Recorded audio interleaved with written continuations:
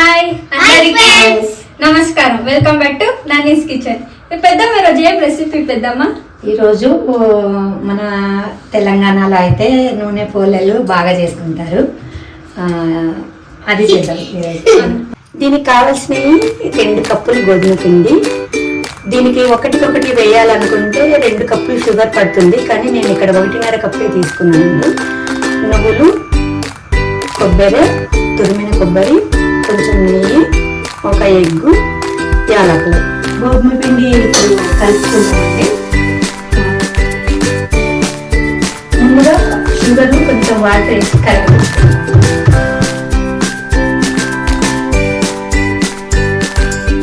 ఇప్పుడు చక్కెర కరిగిపోయింది. ఇప్పుడు మనము పిండిలో వేసి కలిపి గోధుమ పిండి అండి. ఇప్పుడు ఇందులో కొబ్బరి వేస్తాం. కొబ్బరి, కొంచెము నువ్వులు, కొబ్బరి, నువ్వులు, కొంచెం నెయ్యి వేసి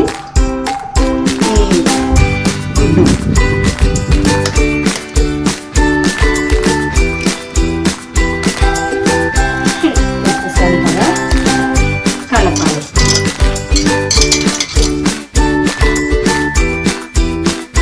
ఇప్పుడు మనం నువ్వులు, ఎగ్ వేసాము, నెయ్యి వేసాము. ఇందులో అంతే ఏమి వేయలేదు. ఇంకా ఇలా కలిపేసిన తర్వాత ఇప్పుడు మనం చక్కెర కరిగి పెట్టుకున్నాం కదా, ఈ చక్కెర మనకు కావాల్సినంత వేసుకుంటూ కలుపు.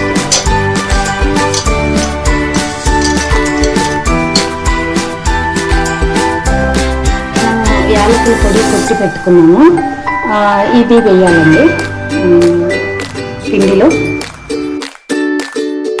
ఇలా చపాతీ పిండిలాగా కలుపుకోవాలి. 15 నిమిషాలు మానితే సరిపోతుంది. ఇప్పుడు కడాయి పెట్టుకుందామా?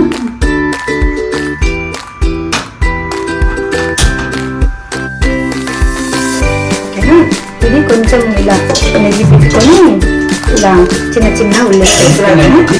మళ్ళీ ఇది మన ఇష్టమే, ఇది ఏ సైజ్ చేసుకోవాలనేది. నేనైతే ఈ సైజ్ చేస్తున్నాను.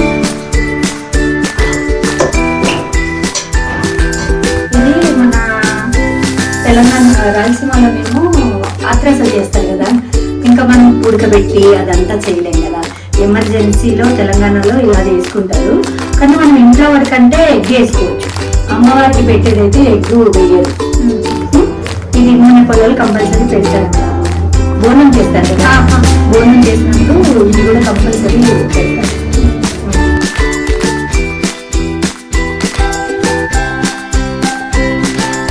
ఇప్పుడు ఇలా చేసి పెట్టుకున్నాం కదా, ఆయిల్లో వేసుకున్నాము.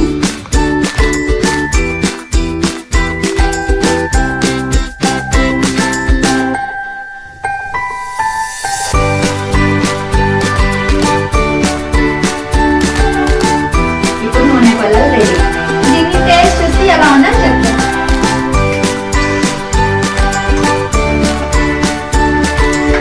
క్రంచిగా బిస్కెట్ లా ఉంది పెద్దమ్మ. బాగుంది. బాగుంది. నచ్చినట్లయితే like, share and subscribe to